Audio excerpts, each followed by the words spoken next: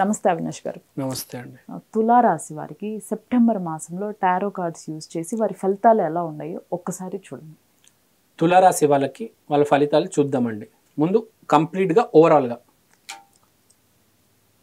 ఆర్థికంగా ఆరోగ్యంగా ఫస్ట్ ఓవరాల్గా చూసుకుందాం.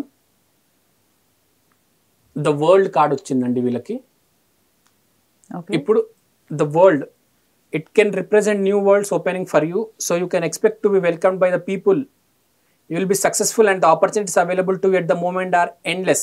Completion, integration, accomplishment, travel. అంటే ఏంటి? అవకాశాలు రాబోతున్నాయి. కష్టపడిన తర్వాత సాటర్న్ వచ్చింది కాబట్టి కష్టపడుతున్నారు ఇప్పుడు దాకా అవకాశం కోసం. అవన్నీ ఓపెన్ అయినాయి. అన్లిమిటెడ్ ఆపర్చునిటీస్ వచ్చినాయి. Endless, limitless. ఎందుకు వచ్చింది?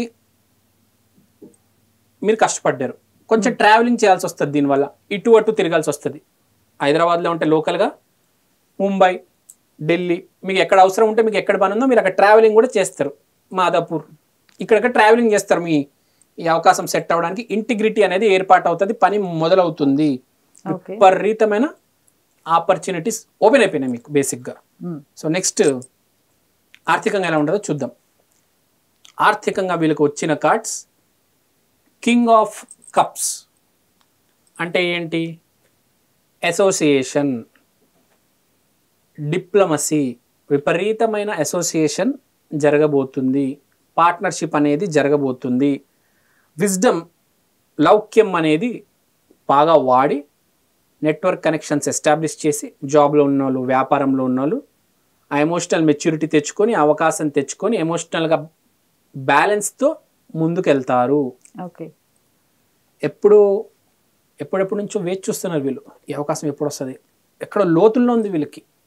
అరే ఎప్పుడు వస్తుంది, ఇప్పుడు వచ్చింది వీళ్ళకి. ఈ మాసం బాగుంది వీళ్ళకి.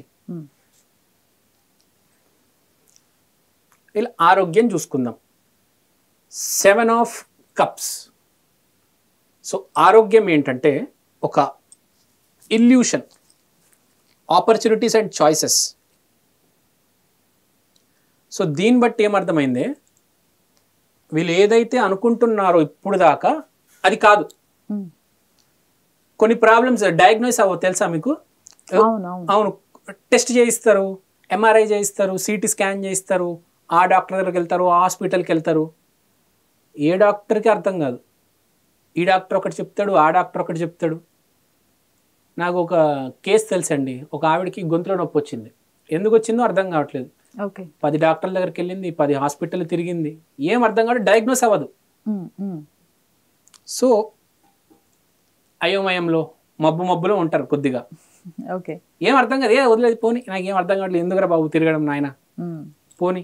నేను లోపల ఏదో వీళ్ళకి ఎందుకు డయాగ్నోస్ అవ్వట్లేదు, ఏంటిది అనుకుంటారు. దాని గురించి అసలు వాళ్ళు ఇంకా వదిలేస్తారనమాట. ఇక మబ్బు వచ్చినప్పుడు ఏం చేస్తాడు మనిషి? కొంచెం ఇబ్బంది పడతాడు, ఇగ్నోర్ చేస్తాడు. సో అది బేసిక్గా మన తులారాశి. బేసిక్గా చూసుకుంటే అంతా బాగానే ఉంది.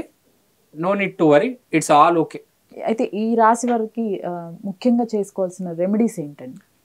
తులారాశి శుక్రగ్రహానికి చెందింది కాబట్టి వీళ్ళు లక్ష్మీదేవి ఆరాధన చేసుకుంటే చాలా బాగుంటుంది. ఓకే. బేసిక్గా ధనలక్ష్మి ఆరాధన చేసుకోండి, అద్భుతంగా ఉంటుంది. నో నీడ్ టు వరీ, ఏం ప్రాబ్లం లేదు, బాగానే ఉంది వీళ్ళకి. రైట్, థ్యాంక్ యూ అండి. Thank you.